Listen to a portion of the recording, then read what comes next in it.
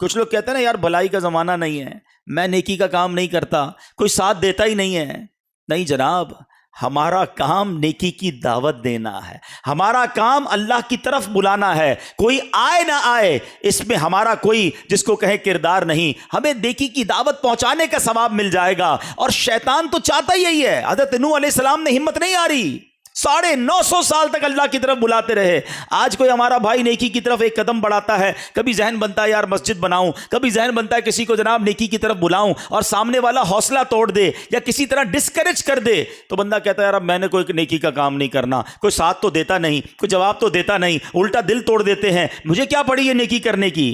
ارے جناب یہی تو شیطان چاہتا تھا کہ آپ چھوٹی سی دل آزاری ہو اور نیکی کا کام چھوڑ دیں۔ نہیں جناب، امام حسین کے واقعات سنے ہیں، کربلا والوں کی باتیں سنی ہیں۔ کیا کربلا والوں نے 22,000 کے لشکر کے سامنے نیکی کی دعوت چھوڑ دی؟ کیا انہوں نے اسلام کے کام کو چھوڑ دیا؟ کیا انہوں نے دین پر کمپرومائز کر لیا؟ سر کٹانا گوارا کیا، مگر نبی پاک کے دین کے پرچم کو بلند کر گئے۔ ہمارے اسلاف کی سیرت بھری پڑی ہے کہ ان کو ڈسکریج کیا گیا۔ خود پیارے آقا علیہ الصلوۃ والسلام کی جو مکی زندگی ہے، یعنی نبی پاک نے اعلان نبوت کیا تو اب اسلام کی بات کرتے ہی اپنے پرائے ہو گئے، رشتہ دار دشمن ہو گئے، راستوں میں پھول بچھانے والے، صادق اور امین کہنے والے اب نبی پاک کے جانی دشمن ہو چکے تھے۔ مگر میرے آقا نے ہمت نہ ہاری، لیکن آج پوری دنیا میں اسلام موجود ہے۔ یہ میرے آقا کی قربانیوں کا صدقہ، یہ صحابہ کرام کی ان قربانیوں کا صدقہ ہے۔ مگر آج نبی پاک کا کلمہ پڑھنے والے، غلامان مصطفیٰ کہلانے والے، بعض اوقات چھوٹی چھوٹی باتوں پر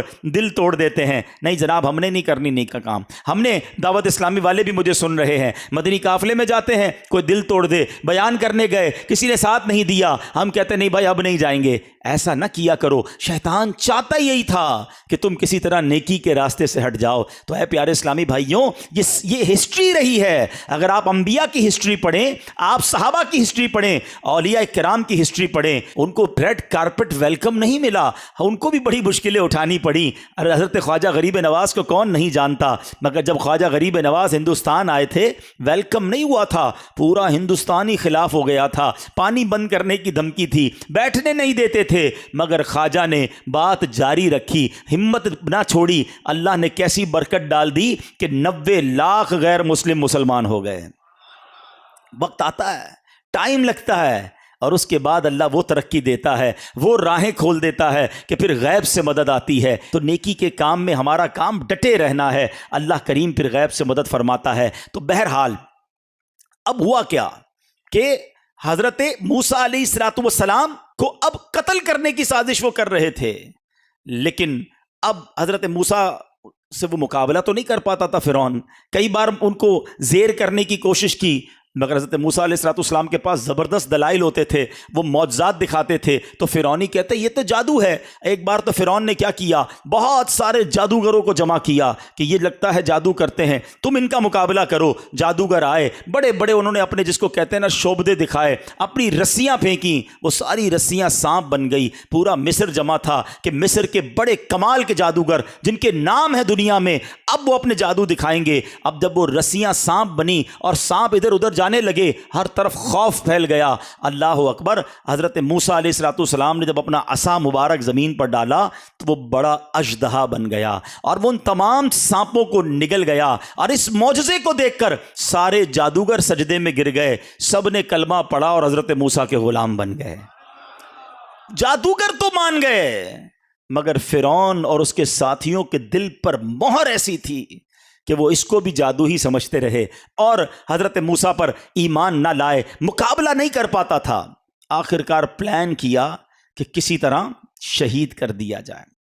اچھا، فرعون نے اس سے پہلے بھی بہت کوشش کی ہے۔ حضرت موسیٰ علیہ الصلوۃ والسلام کی ہسٹری جو ہے نا، اگر اس کو قرآن سے پڑھے نا، one of the historical history, آپ کے بچپن سے ہی واقعات بڑے کمال کے ہیں۔ آج لوگ کہتے ہیں یار کوئی کمال کی کہانی سناؤ، کوئی عجیب و غریب واقعہ ہونا چاہیے، انٹرسٹنگ اسٹوری سناؤ۔ پرابلم یہی ہے، نہ ہم نے نبیوں کے واقعات پڑھے، نہ ہم نے قرآن کے واقعات پڑھے، حالانکہ ایسے ایسے عجیب و غریب واقعات اور ہسٹوریکل ایونٹ ہوئے ہیں کہ اگر آج ہم بیٹھیں اپنے بچوں کو سنائیں تو عقلیں حیران ہو جاتی ہیں کہ اللہ کریم نے اپنے نبیوں کی زندگی میں کیسے کیسے واقعات ہمیں عطا فرمائے۔ اب ذرا سنیے گا، حضرت موسیٰ علیہ الصلوۃ والسلام کے بچپن کا واقعہ ہے۔ فرعون نے خواب دیکھا تھا اور وہ خواب یہ تھا کہ بیت المقدس کی طرف سے ایک آگ آئی ہے اور اس نے مصر کو گھیر لیا ہے اور سارے قبطیوں کو جلا دیا ہے. قبطی یہ فرعونی تھے اور بنی اسرائیل کے لوگوں کو کوئی نقصان نہیں ہوا. تو جو اس کے کاہن تھے انہوں نے کہا کہ ہمارا علم بتاتا ہے کہ بنی اسرائیل میں ایک بچہ پیدا ہوگا جو تیری بادشاہی کو زوال لے آئے گا، تجھے تباہ و برباد کر دے گا. اب جب فرعون نے یہ تعبیر سنی تو حکم جاری کر دیا کہ بنی اسرائیل میں جو لڑکا پیدا ہو اس کو قتل کر دیا جائے. اس ظالم نے کاہنوں کی بات کو مان کر ہزاروں بچوں کو قتل کروا دیا. یعنی جو بچہ پیدا ہوتا اسے مار دیا جاتا. تھوڑے دنوں کے بعد اب اس قوم کے اندر ایک وبا پھیلی اور اس قوم کے بوڑھے لوگ بھی مرنے لگے. اب اس کے وزیروں نے کہا ادھر سے بوڑھے مر رہے ہیں، ادھر سے تم بچے قتل کروا رہے ہو، تھوڑے عرصے بعد تو ہماری تعداد ہی ختم ہو جائے گی، ہماری آگے جا کے خدمت کون کرے گا، ہمارے کام کو آج کون چلائے گا، جوان تو بنیں گے ہی نہیں. جب بچے ہی مار دو گے تو کیسے یہ نسل آگے چلے گی؟ تو اب اس نے کہا کہ ایسا کرو، 1 سال بچے جو پیدا ہوں ان کو مار دو، اگلے سال جو بچے پیدا ہوں ان کو چھوڑ دو. عجیب و غریب اس کے فیصلے تھے. تو 1 سال جس سال بچوں کو نہیں قتل کرنا تھا اس سال حضرت ہارون علیہ السلام پیدا ہوئے تو وہ بچ گئے، معاملات سے نکل گئے. اب جس سال بچوں کو قتل کرنا تھا اس سال حضرت موسیٰ پیدا ہوئے. اب وہ تو اس کے کارندے ڈھونڈتے تھے کہ کدھر بچہ ملے اسے قتل کر دیں. حضرت موسیٰ علیہ السلام کی جو والدہ تھی انہوں نے کیا کیا کہ حضرت موسیٰ علیہ السلام کی پیدائش کو بہت چھپایا کہ کسی طرح پتہ نہ چلے. اور اب سبحان اللہ، اللہ کریم نے ان کے دل میں یہ الہام ڈالا، حضرت موسیٰ کی والدہ کے دل میں، کہ تم حضرت موسیٰ کو دودھ پلاؤ.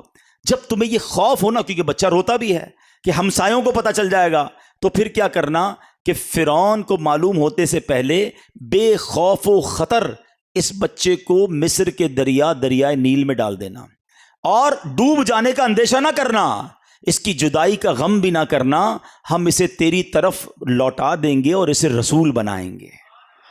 اچھا یہ پوری بات اللہ کریم نے قرآن میں بیان فرمائی. حضرت موسیٰ کی والدہ کا نام کیا تھا؟ یوحانز، اور آپ لاوی بن یعقوب کی نسل سے ہیں. پہلے آپ کے دل میں یہ بات ڈالی کہ بچے سے گھبرانا نہیں، اس بچے کو پانی میں ڈال دینا، یہ ڈوبے گا نہیں اور فرعون بھی نقصان نہیں پہنچائے گا، یہ بچہ واپس بھی تمہارے پاس آئے گا اور اس کو رسول بھی بنایا جائے گا. اب ایک ماں ہے، اس کو پتا ہے پورے شہر کے بچے قتل کیے جا رہے ہیں، میرا بچہ کیسے بچ سکتا ہے؟ لیکن اللہ کریم نے دل میں یہ بات ڈال دی اور اس بات کو قرآن سورہ قصص میں کتنے پیارے انداز میں بیان فرماتا ہے. میں یہ واقعہ بیان کرتے کرتے تھوڑا سا توجہ یہ بھی دلانا چاہوں گا کہ دیکھو یہ سب رب کے کلام میں موجود ہے، یہ ہمیں پہلے کیوں نہیں پتا، یہ ہم نے پہلے کیوں نہیں پڑھا اور اپنے بچوں کو، اپنی فیملی کو یہ واقعات ہم کیوں نہیں سناتے. سنو اللہ قرآن میں کیا فرماتا ہے. بسم اللہ الرحمن الرحیم. وَأَوْحَيْنَا إِلَىٰ أُمِّ مُوسَىٰ أَنْ أَرْضِعِيهِ فَإِذَا خِفْتِ عَلَيْهِ فَأَلْقِيهِ فِي الْيَمِّ وَلَا تَخَافِي وَلَا تَحْزَنِي إِنَّا رَادُّوهُ إِلَيْكِ وَجَاعِلُوهُ مِنَ الْمُرْسَلِينَ. اللہ قرآن میں فرماتا ہے ہم نے موسیٰ کی ماں کو الہام فرمایا کہ اسے دودھ پلا، پھر جب تجھے اس پر خوف ہو تو اسے دریا میں ڈال دے اور خوف نہ کر اور غم نہ کر. وَلَا تَخَافِي وَلَا تَحْزَنِي، خوف نہ کر، غم نہ کر، بے شک ہم اسے تیری طرف پھیر لائیں گے اور اسے رسولوں میں سے بنائیں گے. اچھا اللہ کا وعدہ تھا، اللہ کی نیک بندی تھی. آپ نے کیا کیا کہ آپ نے پہلے تو کچھ دنوں تک دودھ پلایا، آپ کی بہن کے سوا کسی کو بتایا نہیں، لیکن جب کچھ دن کے بعد والدہ کو فرعون کی طرف سے اندیشہ ہوا تو ایک صندوق بنایا، نیچے روئی بچھائی، چھوٹا سا بچہ ہے، اس بچے کو اس صندوق میں ڈالا گیا. حضرت موسیٰ کو صندوق میں بند کیا اور اس کے درزیں روغن کیر سے، روغن کے ذریعے اس کی درازیں بھی بند کر دیں، اسے دریائے نیل میں بہا دیا. تصور کریں ماں کی کیفیت کیا ہوگی کہ چھوٹے بچے کو اب دریائے نیل کے حوالے کیا جا رہا ہے. یہاں ایک بات سیکھنے کو مل رہی ہے، اللہ والیوں کو اللہ پر بھروسہ کیسا تھا، یقین کیسا تھا. انہیں یقین تھا کہ رب کا وعدہ ہے میرے بچے کو آنچ نہیں آنی. مسئلہ یہ ہے ہم اچھے خاصے گھر میں بیٹھے ہوں، ہم اپنے شاندار گھر میں، پکے گھر میں بیٹھے ہوں، ہمیں پھر بھی ٹینشن رہتی ہے کل کیا ہوگا، پرسوں کیا ہوگا، بچوں کا کیا ہوگا، کاروبار کا کیا ہوگا. کئی لوگ ملتے ڈپریشن کے مریض ہو گئے، بڑی ٹینشن میں ہوں. بھائی کیوں ٹینشن ہے؟ سوچیں بڑی آتی ہیں، پتہ نہیں میرے بعد بچوں کا کیا ہوگا، اگلے سال کاروبار کاروبار کا کیا ہوگا، اتنا سوچتے کیوں ہو؟ رب پر بھروسہ کدھر گیا، توکل کدھر گیا؟ ارے اللہ پر بھی بھروسہ کرو، جس رب نے پیدا کیا ہے وہی سنبھالے گا، وہی پالے گا، مجھے بھی پال رہا ہے، میرے بچوں کو بھی پالے گا۔ ہم یہ جو بے توکل والی باتیں کرتے ہیں یہ ٹھیک نہیں ہے۔ اب سنو کیا ہوا، اب وہ صندوق کدھر گیا؟ اللہ کی شان دیکھو، کسی اور جگہ بھی جا سکتا تھا، مگر یہ صندوق کیا ہوا؟ حضرت موسیٰ علیہ السلام کی والدہ نے ان کی یعنی حضرت موسیٰ کی بہن مریم سے کہا کہ ذرا تم صندوق کے ساتھ ساتھ دریا کے کنارے کنارے چلتی رہو، دیکھو صندوق جاتا کدھر ہے، بھائی پر نظر رکھو۔ وہ بہن چلتی رہی، دیکھتی رہی۔ اب ہوا کیا کہ یہ دریا سے نکل کر ایک بڑی نہر میں چلا گیا صندوق۔ اب وہ تیرتے تیرتے تیرتے وہ نہر کہاں جاتی ہے؟ وہ فرعون کے محل کے قریب سے گزرتی تھی۔ حسن اتفاق دیکھیں کہ فرعون اپنی بیوی آسیہ کے ساتھ نہر کے کنارے بیٹھا ہے، نہر میں صندوق دیکھا، غلاموں کو کہا وہ صندوق اٹھا کر لاؤ۔ جس کے کارندوں سے بچانے کے لیے بچے کو پانی میں ڈالا ہے وہ صندوق اسی ظالم کے ہاتھ میں چلا گیا۔ اب جیسے ہی صندوق کھولا گیا، ایک چاند سا چہرے والا، ایک نورانی چہرے والا بچہ اس صندوق میں ہے، مسکرا رہا ہے، کھلکھلا رہا ہے۔ سبحان اللہ، ایسی وجاہت تھی، آثار ایسے اس کی پیشانی پر تھے۔ حضرت آسیہ کے دل میں تو محبت آئی، فرعون کے دل میں بھی اللہ نے تھوڑی دیر کے لیے محبت ڈال دی۔ فرعون کی قوم نے ورگلایا کہ یہ وہی بچہ نہ ہو جو تمہیں مارنے والا ہے، تم نے خواب دیکھا تھا۔ فرعون کی بیوی کیا کہتی ہے؟ حضرت آسیہ کہتی ہے یہ بچہ میری اور تیری آنکھوں کی ٹھنڈک بنے گا، اسے قتل نہ کرو، ہو سکتا ہے ہمیں نفع دے، ہم اسے بیٹا بنا لیں۔ فرعون کی بیوی آسیہ بڑی نیک خاتون تھی، انبیاء کی نسل سے تھی، غریبوں اور مسکینوں پر رحم کیا کرتی تھی۔ انہوں نے فرعون سے یہ بھی کہا کہ یہ بچہ تو 1 سال سے بڑا معلوم ہوتا ہے۔ حضرت موسیٰ علیہ السلام کی جو گروتھ تھی نا وہ بڑی زبردست تھی، آپ ابھی 1 سال کے ہوئے نہیں تھے، دکھنے میں آپ 1 سال سے زیادہ کے لگتے تھے۔ تو حضرت آسیہ نے کہا کہ یہ 1 سال سے بڑا معلوم ہوتا ہے، لگتا ہے یہ اس سال پیدا ہوا ہے جس سال تم نے کہا تھا قتل نہیں کرنا ہے۔ اچھا یہ پتہ نہیں پانی میں آ رہا ہے، ہمارے یہاں کا ہو ہی نہ، کسی اور ملک سے آ رہا ہو، ہمیں تو اپنے ملک میں پیدا ہونے والے بچوں سے فکر ہونی چاہیے، یہ کسی اور سرزمین سے آیا ہوگا، لہٰذا تم اسے قتل نہ کرو۔ اللہ کی شان دیکھیں، وہ فرعون جو ہزاروں بچے قتل کروا چکا تھا، حضرت موسیٰ کی تلاش میں حضرت موسیٰ اس کے گھر پہنچ گئے، اس کو قتل نہیں کروایا۔ یہ جو میں جتنی باتیں کر رہا ہوں یہ سب قرآن میں موجود ہیں۔ اب حضرت موسیٰ علیہ السلام کی والدہ نے سنا کہ ان کو پتہ چل گیا، بیٹی نے آ کے بتایا کہ ماں جی جس شیطان سے، جس ظالم سے بچے کو بچانا تھا وہ صندوق تو گھومتے گھومتے فرعون کے پاس ہی پہنچ گیا۔ اللہ اکبر، ماں کا دل، ماں کی کیا کیفیت ہوئی ہوگی کہ میں نے، اللہ نے تو وعدہ فرمایا تھا کہ میرے بچہ نہ ڈوبے گا، اس کی حفاظت ہوگی، یہ میرے پاس واپس بھی آئے گا، یہ بچہ تو چلا ہی ادھر گیا کہ جدھر مجھے بچانا تھا جس سے۔ ماں بے قرار، اللہ اکبر۔ وہ کہتی ہے کہ میں جا کر کہہ دیتی ہوں فرعون کے دربار میں یہ میرا ہی بیٹا ہے، کیوں میرے بیٹے کو تم نے لیا ہے؟ اب پھر اللہ نے دل میں الہام پیدا فرمایا، پھر انہیں الہام کیا گیا کہ وعدے پر یقین رکھو، بچہ تمہیں لوٹایا جائے گا۔ اٹس امیزنگ، یقین کریں آپ جب یہ واقعہ پڑھتے ہیں نا، اللہ کی قدرت کا وہ شاہکار واقعہ ہے، ایمان تازہ ہوتا ہے، رونگٹے کھڑے ہو جاتے ہیں جب قرآن کی آیتوں کو پڑھیں۔ اللہ پھر فرما رہا ہے وعدے پر یقین رکھنا، تمہیں بچہ واپس لوٹایا جائے گا، ہم تمہیں واپس لوٹائیں گے۔ اللہ قرآن میں کیا فرماتا ہے؟ وَأَصْبَحَ فُؤَادُ أُمِّ مُوسَىٰ فَارِغًا إِن كَادَتْ لَتُبْدِي بِهِ لَوْلَا أَن رَّبَطْنَا عَلَىٰ قَلْبِهَا لِتَكُونَ مِنَ الْمُؤْمِنِينَ۔ اللہ قرآن میں فرماتا ہے اور صبح کے وقت موسیٰ کی ماں کا دل بے قرار ہو گیا، بے شک قریب تھا کہ وہ اسے ظاہر کر دیتی، ماں دوڑتی بھی جاتی اور محل میں اعلان کرتی میرا بچہ ہے، کیوں اسے لے لیا ہے؟ مگر اللہ فرماتا ہے اگر ہم اس کے دل کو مضبوط نہ کرتے کہ وہ ہمارے وعدے پر یقین رکھنے والوں میں سے رہے۔ اب کیا ہوا؟ اب اللہ تعالیٰ نے اپنی قدرت سے حضرت موسیٰ علیہ السلام کو یہ روک دیا کہ وہ کسی عورت کا دودھ نہ پئیں۔ حضرت آسیہ نے، فرعون کی بیوی نے اپنے گھر میں تو رکھ لیا مگر دودھ پلانے والی تو چاہیے نا۔ اب مصر سے دائیاں بلائی گئیں، ایک ایک کر کے بہت ساری دائیاں آئیں، حضرت موسیٰ کسی کا دودھ نہ پئیں۔ اب فرعون بھی پریشان، حضرت آسیہ بھی پریشان کہ دودھ تو پلانا ہے بچے کو۔ اب اتنے میں کیا ہوا کہ دائیوں کے ساتھ آپ کی جو بہن تھی نا وہ بھی دیکھنے چلی گئی کہ ہوتا کیا ہے۔ صورتحال دیکھ کر انہوں نے کہا کہ میں تمہیں ایک ایسے گھر کے متعلق بتاؤں، ایک عورت ہے، اس کو بلا لو، وہ یہاں آئے گی نا تو انشاءاللہ یہ بچہ اس کا دودھ پی لے گا۔ ماں تھی وہ، اب انہوں نے بتایا نہیں کہ وہ میری ماں ہے اور حضرت موسیٰ کی بھی ماں ہے، تو فرعون نے کہا ٹھیک ہے لاؤ کون ہے وہ عورت. جیسے ہی آپ کی والدہ آئیں, اللہ اکبر, حضرت موسیٰ جو ہیں وہ فرعون کی گود میں ہیں اور رو رہے ہیں. فرعون بڑی کوشش کر رہا ہے کسی طرح خاموش ہو جائیں, لیکن جب والدہ تشریف لائیں, ماں کی خوشبو سونگی حضرت موسیٰ کو قرار آ گیا. ابھی تو کمرے میں داخل ہوئی ہیں اور حضرت موسیٰ گود میں جو ہیں وہ خاموش ہو گئے ہیں, ریلیکس ہو گئے ہیں. اب جیسے ہی ماں نے گود میں لیا, اللہ اکبر, حضرت موسیٰ نے دودھ پینا شروع کر دیا. اب ایک بڑا ٹرننگ پوائنٹ آیا. فرعون کہتا ہے بتاؤ تم ہو کون, تمہارا اس بچے سے تعلق کیا ہے؟ تھا تو بڑا ذہین, خدائی کا دعویٰ کیا تھا, ظالم بھی بڑا تھا. کہتا تمہارا اس بچے سے کیا تعلق ہے؟ سارے شہر کی عورتوں کا دودھ نہیں پیا اور تمہارا دودھ کیسے پی لیا اس نے؟ بڑا خطرناک ٹرننگ پوائنٹ تھا. اب آپ کی والدہ کی ذہانت دیکھیں, کیسا شاندار. تفسیر قرآن میں واقعہ لکھا ہے.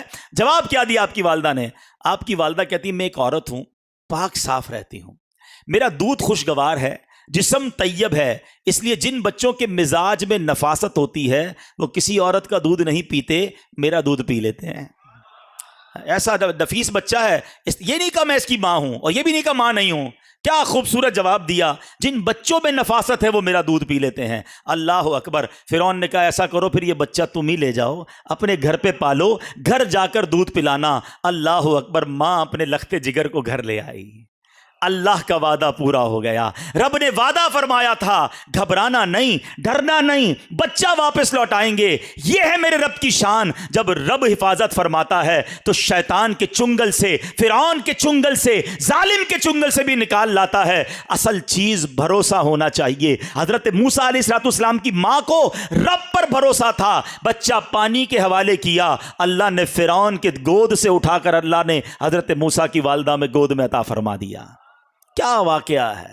اور سیکھنے کو یہی ملتا ہے. بندہ کہتا ہے نا یار اب پھنس گیا ہوں, اب نکل نہیں سکوں گا, اب مسئلہ حل نہیں ہوگا, اب ٹینشن دور نہیں ہو سکتی, ایسا بڑا پرابلم آ گیا ہے کوئی حل نہیں کر سکتا. نہیں میرے پیارے اسلامی بھائیوں, مایوسی کی باتیں نہ کیا کرو, ٹینشن میں نہ آیا کرو, اللہ پر بھروسہ رکھو. آج میں آپ کو ایک وظیفہ بھی بتاؤں گا. آج جو میں نے واقعہ شروع کیا ہے حضرت جزعیل کا, اس واقعے کو سننا, اللہ کی قسم اللہ نے قرآن میں ہی ہمیں ایک وظیفہ دے دیا ہے اور وہ کمال کا وظیفہ ہے. اگر میرا کوئی بھائی یہاں ٹینشن میں بیٹھا ہے, کاروباری پرابلم ہے, فیملی پرابلم ہے, بیماری کا مسئلہ ہے, what ever calamity and problem you have, آج غور سے سنو. ایک تو اس واقعے سے سبق لے لو کہ اللہ چاہے تو کیا کچھ کر سکتا ہے. ان اللہ علی کل شیء قدیر. میرے رب نے اپنی قدرت کا نظارہ دکھایا. ماں سے کیا ہوا جو وعدہ تھا, ماں کو وہ بچہ واپس عطا فرمایا. اب کیا ہوا؟ حضرت موسیٰ روز ماں کا دودھ پیتے تھے اور ماں حضرت موسیٰ کو دودھ پلانے کے لیے فرعون معاوضہ بھی دیتا تھا. کمال دیکھو, ماں تو ویسے ہی بچے کو خوشی خوشی دودھ پلا رہی ہے. فرعون روزانہ سونے کی ایک اشرفی بھجواتا تھا, روز دودھ پلانے کی ایک اشرفی انعام میں ملتی تھی. اب دودھ چھوٹنے کا وقت آ گیا. اب فرعون کے پاس حضرت موسیٰ کو واپس کرنا تھا. ماں آئی اور حضرت موسیٰ کو واپس دے دیا. اب ماں کی جس کو کہنا یقین اسٹرانگ ہو گیا تھا کہ اب تو یہ رسول بھی بنیں گے, کیونکہ جو پہلا وعدہ تھا نا قرآن میں, جو وعدہ آپ نے سنا کہ اس پہ گھبرانا نہیں, ڈوبے گا بھی نہیں, بچہ واپس بھی لوٹ آئیں گے اور رسول بھی بنایا جائے گا, تو یقین تھا کہ میرا بیٹا تو بڑی شان والا ہے. اب دودھ بھی پلا لیا, اطمینان بھی ہو گیا, عمر بھی زیادہ ہو گئی. حضرت موسیٰ کو حوالے کر دیا فرعون کے گھر میں. اب وہاں پرورش ہو رہی ہے. اب کیا ہوا؟ ایک بار فرعون نے حضرت موسیٰ کو گود میں لیا. اب تھوڑی سی عمر مبارک بڑی ہو گئی تھی, تو حضرت موسیٰ نے فرعون کی داڑھی پکڑی اور اسے تماچا مار دیا بھرے دربار میں. خدائی کا دعویٰ کرتا تھا. فرعون کو بڑا غصہ آیا, کہتا یہی بچہ لگتا ہے مجھے, اس کو پھر قتل کرنا ہے. پھر اس کا ارادہ قتل کرنے کا ہو گیا. حضرت آسیہ پھر آئیں اور کہا کہ کیوں, تمہیں کیا ہو گیا ہے؟ بچہ ہے, بچے کو کیا پتا ہوتا ہے. اچھا تم ایسا کرو, تمہیں لگتا ہے کہ یہ کوئی ایکسٹرا آرڈنری بچہ ہے, ایک ایکسپیرینس کرتے ہیں. کیا ایکسپیرینس کرتے ہیں؟ اب ایکسپیرینس یہ ہوا کہ ایک تھال لایا گیا, اس میں ایک آگ کا انگارہ رکھا گیا اور ایک طرف یاقوت موتی رکھا گیا, اور اب دیکھا, یہ بتانا تھا کہ دیکھو یہ کیا اٹھاتا ہے. اگر یہ نارمل بچہ ہے تو انگارے کو اٹھا لے گا, اور اگر واقعی بڑا ہوشیار اور ایکسٹرا آرڈنری کوئی چیز ہے تو یہ موتی کی طرف ہاتھ اٹھائے گا. آپ تھے تو اللہ کے نبی, چنے ہوئے بندے تھے, آپ نے ہاتھ موتی کی طرف ہی بڑھایا, مگر فرشتہ آیا اور اس نے آپ کا ہاتھ پکڑ کر انگارے کی طرف ہاتھ کر دیا, اور آپ نے انگارہ اٹھا کر اپنے منہ میں رکھ لیا. جس سے آپ کی زبان مبارک جل گئی، اور اس کی بنا پر حضرت موسیٰ علیہ السلام کی زبان میں لکنت بھی پیدا ہوئی. ٹھیک ہے، اب مجھے آپ بتائیے، میں نے ابھی تک آپ کو، حالانکہ یقین کریں میں ساری رات بیان کرتا رہوں، حضرت موسیٰ علیہ السلام کی زندگی میں ایسے ایسے واقعات ہیں، اللہ اکبر، اتنے اپ اینڈ ڈاؤنز ہیں، اتنی طویل آپ کی داستان ہے، اور یہ ساری داستان قرآن میں مختلف پاروں میں رب نے بیان فرمائی ہے. مگر ہم بتائیں کہ ہم قرآن پڑھیں تو کتنے پیارے پیارے واقعات اور کیسے ہسٹوریکل واقعات ہمیں پڑھنے کو ملیں گے، اور اللہ کی قدرت پر یقین کتنا مضبوط ہوگا. بہرحال میرے پیارے اسلامی بھائیوں، کہنے کا مقصد یہ ہے کہ یہ ظالم جانتا تھا کہ میں نے کتنی بار کوشش کی ان کو زیر کرنے کی، یہ زیر نہیں ہوتے، اللہ انہیں بچا لیتا ہے، پھر بھی یہ ان پر ایمان نہیں لاتا تھا. اور حضرت جزئیل جو فرعون کے کزن تھے وہ دیکھ رہے تھے، آخر کار ان کو رہا نہیں گیا، ایمان چھپایا ہوا تھا، مگر جب اب قتل کی سازش ہونے لگی تو وہ کھڑے ہو گئے اور انہوں نے حضرت موسیٰ علیہ السلام کے بارے میں اب بڑے دربار میں تقریر کی. اب وہ تقریر کیا تھی؟ حضرت موسیٰ کی حمایت میں فرعون کا کزن، ان کو پتا تھا کہ اب مجھے چھوڑیں گے نہیں، مگر ان کو بھی یقین تھا، حق بات کرنی تھی. انہوں نے کہا کہ فرعون کو اور اس کے درباریوں کو اللہ کے عذاب سے ڈرایا، حضرت نوح کی، حضرت ہود کی، حضرت صالح علیہ السلام کی قوم کے حالات کے بارے میں بتایا، انہیں حضرت یوسف علیہ السلام کا دور نبوت یاد دلایا. انہوں نے کہا دیکھو یہی مصر ہے جہاں حضرت یوسف کا دور حکومت بھی رہا، یہ وہی بات کر رہے ہیں جو حضرت یوسف کیا کرتے تھے. حضرت موسیٰ اللہ کے نبی ہیں، اے فرعون اور فرعون کی قوم، تم سارے کلمہ پڑھ لو، ایمان قبول کر لو، اللہ پاک کے عذاب سے پناہ مانگو، جنت کے رستے پر چلو. حضرت جزئیل نے لمبی تقریر کی، اللہ کریم نے پارہ 24 سورہ مومن میں اس کا ذکر فرمایا. حضرت جزئیل نے جو تقریر کی وہ ساری بات بیان فرمائی، مگر ان ظالموں کو پھر بھی عقل نہ آئی. انہوں جواب میں کیا کہا سنو، وہ کہتے ہیں، وہ بھی قرآن میں موجود ہے، فَسَتَذْكُرُونَ مَا أَقُولُ لَكُمْ، تو جلد ہی تم وہ یاد کرو گے جو میں تم سے کہہ رہا ہوں. یعنی وہ کہنے لگے اے فرعون کے ساتھیوں میری بات مان لو، اگر نہیں مانو گے نا تو جب اللہ کا عذاب آئے گا نا، عذاب تمہیں لپیٹ میں لے لے گا، تب تمہیں میری باتیں یاد آئیں گی. اس پر فرعون اور اس کے وزیروں اور مشیروں نے حضرت جزئیل کو دھمکی دی کہ تم نے ہمارے دین کی مخالفت کی ہے، ہم تمہارے ساتھ بھی بڑے برا پیش آئیں گے، تمہیں بھی نہیں چھوڑیں گے. اب حضرت جزئیل نے جو جملہ کہا، اب ذرا سنیے گا، میرا جو آج بیان کا مین موضوع ہے نا، جو میں آج آپ کو ایک قرآنی وظیفہ دینا چاہتا ہوں، ٹینشن سے ریلیکسیشن کا وظیفہ دینا چاہتا ہوں. حضرت جزئیل نے جو جملہ کہا، کمال دیکھو، آپ کی زبان سے یہ جملہ ادا ہوا، حالانکہ آپ فرعون کے قوم کے تھے، مگر اللہ کریم نے اس جملے کو قرآن پاک میں شامل فرما لیا ہے. اب وہ کہا کیا انہوں نے کہا وَأُفَوِّضُ أَمْرِي إِلَى اللَّهِ إِنَّ اللَّهَ بَصِيرٌ بِالْعِبَادِ. دھمکی دی نا، نہیں چھوڑیں گے، تمہارا بیڑا غرق کر دیں گے، تمہارا نام مٹا دیں گے. جواب میں اس اللہ کے بندے نے جواب کیا دیا؟ کہتے ہیں میں اپنے کام اللہ کو سونپتا ہوں، وَأُفَوِّضُ أَمْرِي إِلَى اللَّهِ، اپنے کام اللہ کو سونپتا ہوں، بے شک اللہ بندوں کو دیکھتا ہے. حضرت جزئیل نے ایسا ہی کیا، اللہ کو اپنے کام سپرد کر دیے. اللہ کریم نے آپ کی حفاظت کیسے فرمائی کہ فرعون کسی دربار سے تو چلے گئے، پہاڑ پر جا کر اللہ کی عبادت میں مصروف ہو گئے. فرعون کے سپاہیوں نے، فرعون نے کہا جاؤ پکڑو جا کر ان کو چھوڑنا نہیں ہے. سپاہی گئے تو دیکھا شیر اور چیتے ان کے ارد گرد پہرا دیے ہوئے ہیں. اللہ نے ان خونخوار جانوروں کو بھیج دیا جو لوگوں کو چیڑ پھاڑ کر رکھ دیتے ہیں. مگر جب یہ منظر دیکھا فرعونیوں نے، ان کے رونگٹے کھڑے ہو گئے اور وہ واپس آ گئے. تو پتا چلا مدعی لاکھ برا چاہے تو کیا ہوتا ہے، وہی ہوتا ہے جو منظور خدا ہوتا ہے. اے میرے پیارے اسلامی بھائیوں، خدا کی قسم اس آیت کو جو ہے نا آپ یاد کر لو اور اس کا لطف لو، اس کی فیلنگ محسوس کرو.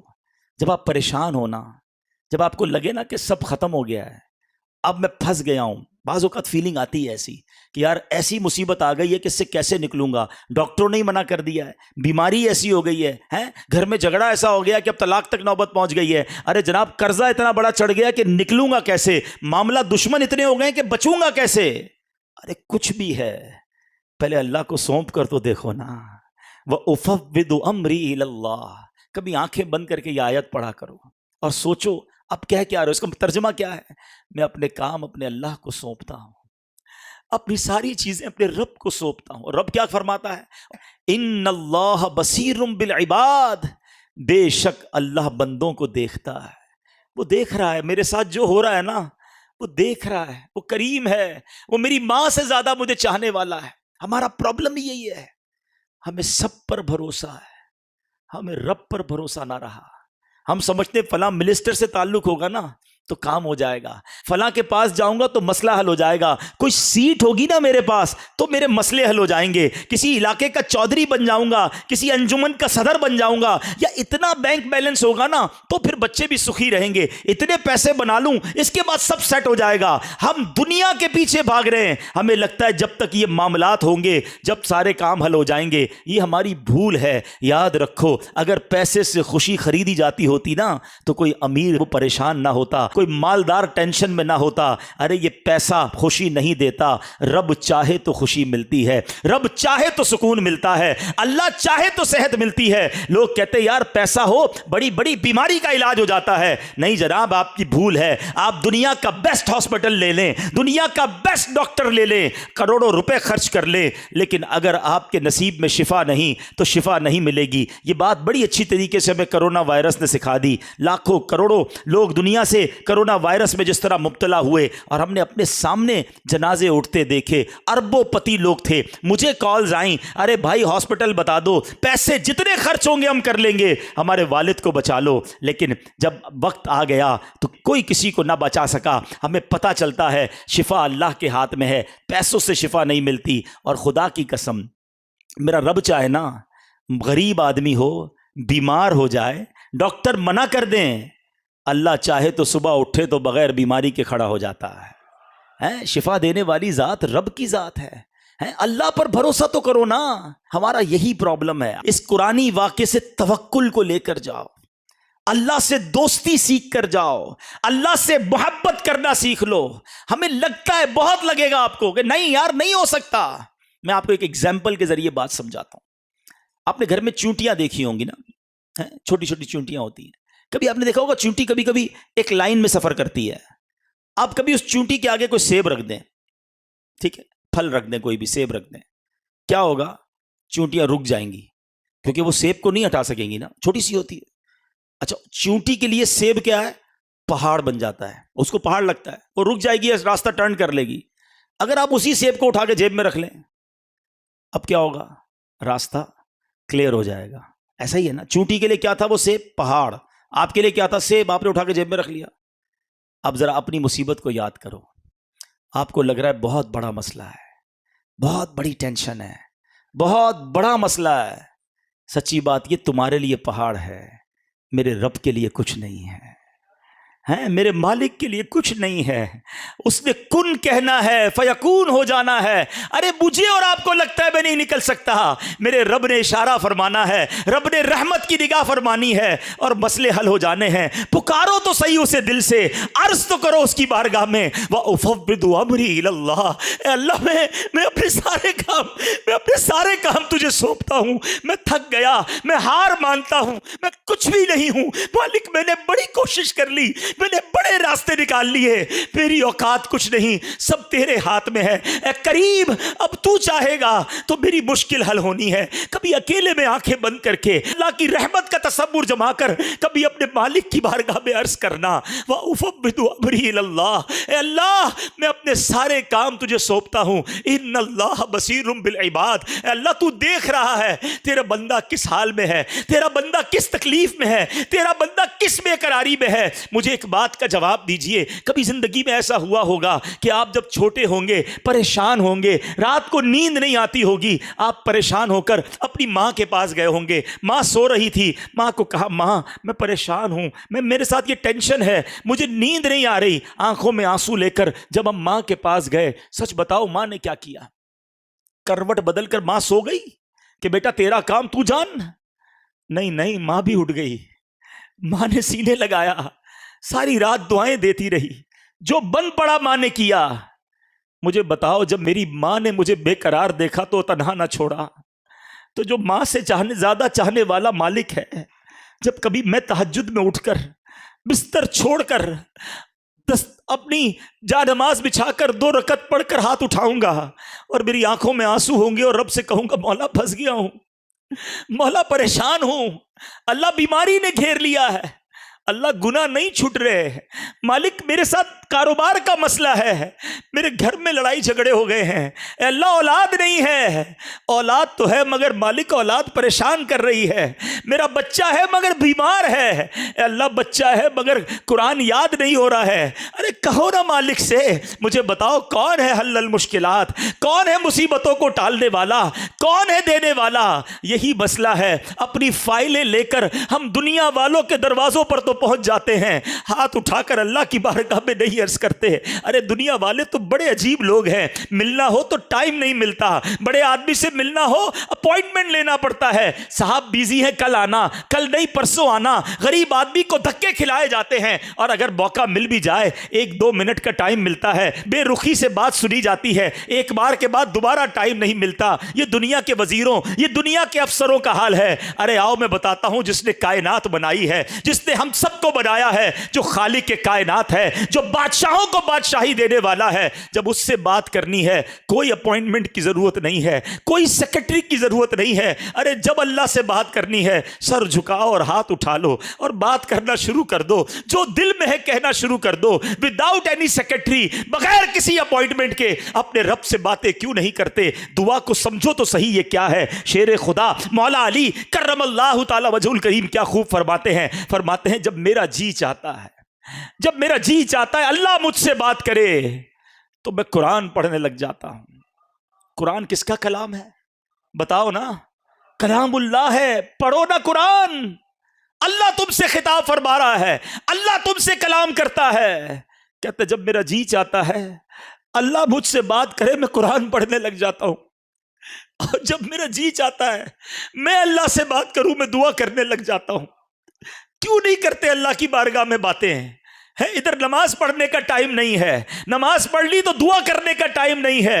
ارے کب ایسا ہوا کہ میں ہوں اور اللہ کی ذات ہو، اکیلے میں رب سے باتیں کر رہا ہوں، دل کھول کے اللہ کو اپنے غم سنا رہا ہوں، اپنی مصیبتیں بتا رہا ہوں۔ کبھی ایسا کر کے دیکھنا، اور جب ایسی کیفیت بن جائے نا تو یہ آیت پڑھنا، اے اللہ تو نے اس فرعون کی قوم کے بندے پر بھی رحم کیا تھا، سب پر عذاب نازل ہوا تھا، حضرت جزئیل کو اس عذاب سے تو نے بچایا تھا، فرعونیوں کی اس لشکر سے بھی تو نے ان کی حفاظت کی تھی جنہوں نے یہ کہا تھا وَأُفَوِّضُ أَمْرِي إِلَى اللَّهِ، میں اپنے کام اللہ کے سپرد کرتا ہوں، سارے کام اللہ کو سونپتا ہوں۔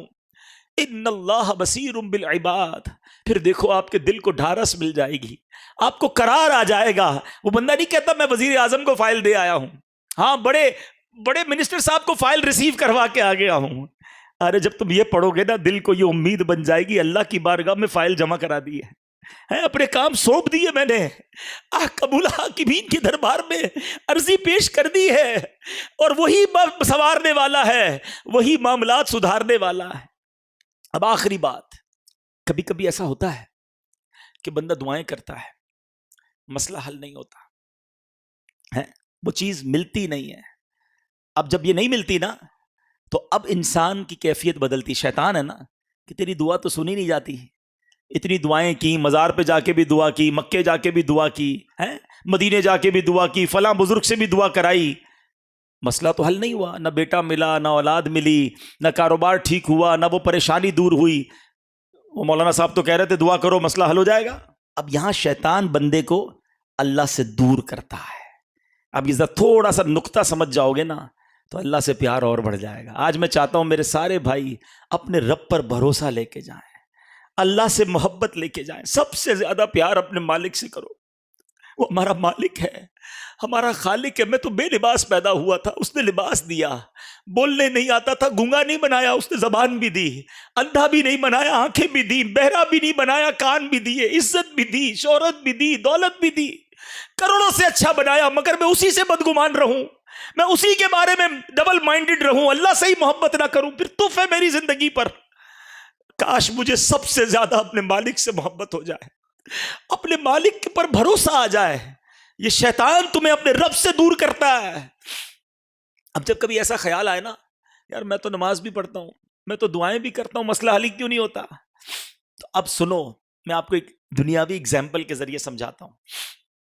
ایک والد ہو, آپ بھی والد ہوں گے, بڑے بھائی بھی یہاں بیٹھے ہوں گے, اور جب آپ کا چھوٹا بیٹا یا بھائی آپ کے سامنے بیمار ہو جائے, بخار ہو اس کو, گلا خراب ہو اس کا, اور وہ رونے لگے کہ مجھے آئس کریم کھانی ہے, مجھے جوس پینا ہے, ٹھنڈا جوس پینا ہے, کیا کریں گے؟ کھلائیں گے آئس کریم اس کو؟ ذرا جواب دیجئے. جوس پلائیں گے؟ وہ رو رہا ہے آپ کے سامنے, بہت رو رہا ہے. اچھا, اب بالکل آپ کے برابر میں آپ کا ایک دوست بیٹھا ہے, وہ کہے یار کیسے ظالم باپ ہو یار, بچہ رو رہا ہے کیوں نہیں دے رہا آئس کریم اس کو, رو رہا ہے دے دو اس کو, شربت پلا دو. آپ کیا جواب دیں گے؟ میں باپ ہوں, مجھے پتا ہے کب اس کو کیا دینا ہے, ابھی دوں گا نا تو بیمار ہو جائے گا, گلا اور خراب ہو جائے گا, اس کو اور پرابلم, رونے دو اس کو, اس کا رونا ٹھیک ہے, اگر اس کو کھلا دیا تو یہ اور بیمار ہوگا. اب ذرا دل پر ہاتھ رکھ کے میرا جملہ سننا, تم باپ ہو اور تمہیں پتا ہے بچے کو کب کیا دینا ہے, میرے مالک کو نہیں پتا مجھے کب کیا دینا ہے. میں رو رہا ہوں وہ نہیں دے رہا, میں پکار رہا ہوں وہ نہیں دے رہا, تو کرو نا بھروسہ کہ میرے لیے یہی بہتر ہے, اس لیے تو نہیں دے رہا. کسی کے لیے مال بہتر ہے, کسی کے لیے غربت بہتر ہے, کسی کے لیے اولاد بہتر ہے, کسی کے لیے اولاد نہ ہونا بہتر ہے. کیا پتا تمہارے مقدر میں معذور اولاد لکھی ہو, ساری زندگی روتے رہتے. کیا پتا تمہارے مقدر میں ایسی اولاد لکھی ہو جو مار کے تمہیں گھر سے نکال دیتی. اللہ نے اولاد نہیں دی, یہی تمہارے لیے بہتر ہے. تم پیسے کے لیے رو رہے ہو, کیا پتا پیسہ آتا ایمان چلا جاتا. اللہ نے مال نہیں دیا, یہی بہتر ہے. جب تم والد ہو کر بہتر فیصلہ کرتے ہو, ماں ہو کر ماں بچوں کے لیے بہتر فیصلہ کرتی ہے, تو میرا خالق میرے بارے میں جو فیصلہ فرماتا ہے وہی بہتر ہے. بھروسہ کرنا شروع کر دو.